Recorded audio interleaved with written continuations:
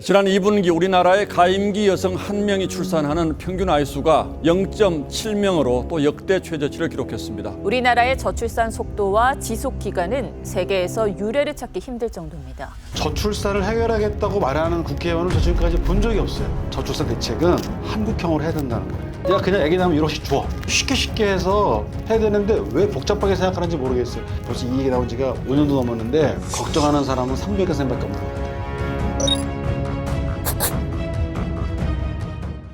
제가 태어날 때는 한 해 한 100만 명 정도 됐었어요. 요즘에는 한 30만 명 태어나죠. 그랬다가 지금 26만 명, 그러니까요. 올해는 23만 명까지 지금 생각하고 있어요.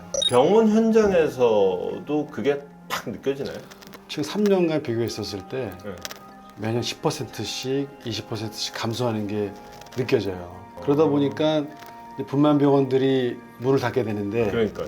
근처에 병원이 문을 닫게 되면 그 병원은 그 환자 수가 유지가 돼야 되는데 오히려 조금씩 떨어지고 있어요. 주변에 병원이 없어지면은 다 환자들이 이리로 몰려와서 많아져야 되는데 그나마 10%가 정도 주는 거지. 2년 전만까지만 해더라도 우리가 이제 5월 분만 건수를 봤을 때 네. 또 서울에서 한 200건 정도 넘게 한다. 네. 그러면 꽤 많이 한다 우리가 생각을 하는데 네. 그냥 5-6개 됐었거든요. 근데 지금은 한 군데로 줄었어요. 100군데 하는 병원도 지금 5손가락 안에 꼽을 정도로 지금 원장님 병원은 몇 건이나 하세요? 지금 뭐 100건에서 왔다 갔다 하고 있어요. 근데 그동안 정부에서 틈만 나면 출산 대책, 출산 장려책 내놨는데 왜 현장에서는 이래요? 제가 항상 궁금한 게 네. 3년 전 저출산 관련해서 이러한 얘기를 나눴을 때 그 네. 당시에 200조를 쏟아부었는데 왜 네. 이러냐. 네. 정부에서 접근 자체가 다른 것 같아요. 그런 저출산 관련한 대책이거나 어떤 그 의견이 필요할 때는 현장에서 직접 진료보고 산부인과 의사나 아니면 소아과 의사, 그 다음에 현재 임신하고 있는 산모, 네.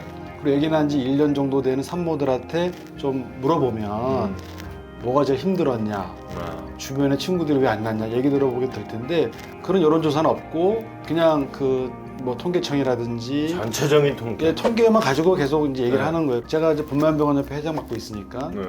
제 주변에 산부인과 의사 선생님들 중에서 저출산 관련해서 얘기를 충분히 했다는 소리를 들어본 적이 없어요.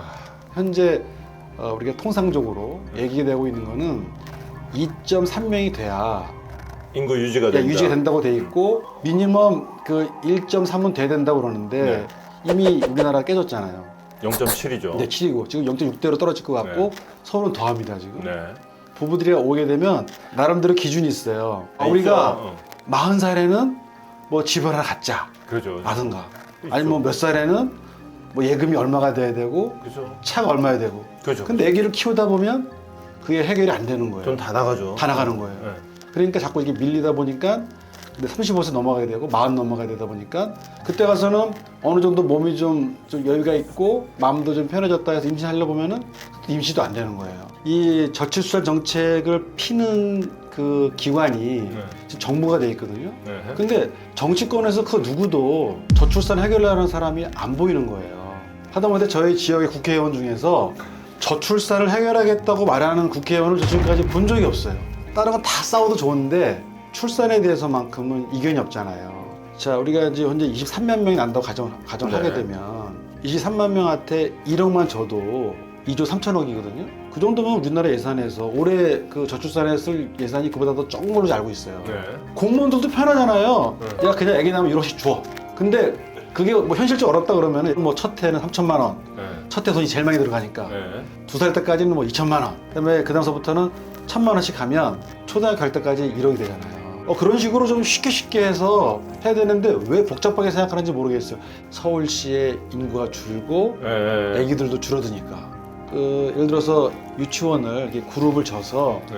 직장에서 근거리에 있는 유치원을 해주고 그다음에 CCTV 카메라 해놓고 그러잖아요. 네. 감시하고 막 그러잖아요. 그 이유가 우리가 불안하니까 혹시, 그래요. 불안하니까 대부분 엄마들이 직장이나 유치원이 멀기 때문에 더 불안하지만 가까이 있으면 언제든지 갈 수 수시로 있잖아요. 갈 수 있잖아요. 솔직히 말해서 지금 제가 봤을 때는 저출산 벌써 이 얘기 나온 지가 5년도 넘었는데 그러니까. 걱정하는 사람은 300%밖에 없는 것 같아요.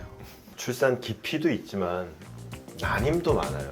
만약에 내가 아무래도 결혼이 늦어질 것 같다. 그런 분들은 혹시 모르니까 이 난자 나이라는 게 있어요. 내가 아무래도 좀 임신을 좀 미뤄야 될 것 같고 좀 이게 늦어질 것 같다 예상이 되면 저는 냉동 난자나 냉동 정자하는 건 저는 권유합니다. 여성들이 좀 자궁 건강에 문제가 생겼다는 사람들도 되게 많은 것 같아요. 그게 일종의 노화입니다, 노화. 그러니까 나이가 들면서 결국 자궁 근종이나 네. 성근증 같은 경우에는 여성 호르몬 영향이 큰 거거든요. 그걸 예방하려면 어떻게 해요? 예방하는 방법은 임신을 일찍 하는 게 가장 큰 예방입니다. 그리고 여자분들이 산부인과를 찾는 걸 되게 쑥스럽게 생각하는 사람이 되게 많거든요. 네. 그러니까 남자들이 비뇨기과 잘 안 가는 것처럼. 근데 그것부터 바꿔야 돼요. 그리고 사실은 우리가 해마다 또는 뭐 5년에 한 번씩 정부에서 검사를 이렇게 해주잖아요. 산부인과가 진단하기가 제일 쉬워요. 요즘에 분만을 안 하는 산부인과가 많다는 얘기를 들었는데 이런 일이 왜 벌어지는 거예요? 일단 뭐 분만 사고죠, 분만 사고. 분만하다가 아기가 잘못되거나 산모가 잘못됐었을 때 배상액이 너무 커지고 그 과정에서 너무 스트레스가 많다 보니까 그걸 견디지 못하고 위험을 회피해버리는 거죠. 내성마비 생기게 되면 네. 17억까지 올라갔거든요, 지금. 그럼 17억이면 감당할 수 있는 금액이 아니기 때문에 산부인과를 기피하게 되고 분만하는 거를 안 하려고 하는 생각이 드는 거죠. 지금 요즘에 의사 정원 얘기를 많이 하고 의대 정원 얘기를 하지만은 그 의사 정원을 늘린다 한들 산부인과 의사는 안 해, 분만은 안 해 이렇게 되는 거 아니겠어요? 지금 10,000명 얘기 나오거든요. 그래서 1,000명 뽑는다 가정합시다. 2024년에 들어온 1,000명이 2034년에 전문의가 된다. 전문이 되는 거예요. 네. 10년 동안은 의사 수가 변동이 없기 때문에 10년 동안 어떻게 할 건가에 대한 대책이 먼저 나와야 되는데 지금 필수료 관련해가지고 지금 제일 충격적인 게 뭐냐면 올해 산부인과 전문의 중에 남자가 6명 나왔거든요. 근데 다 대학 교수로 갔어요.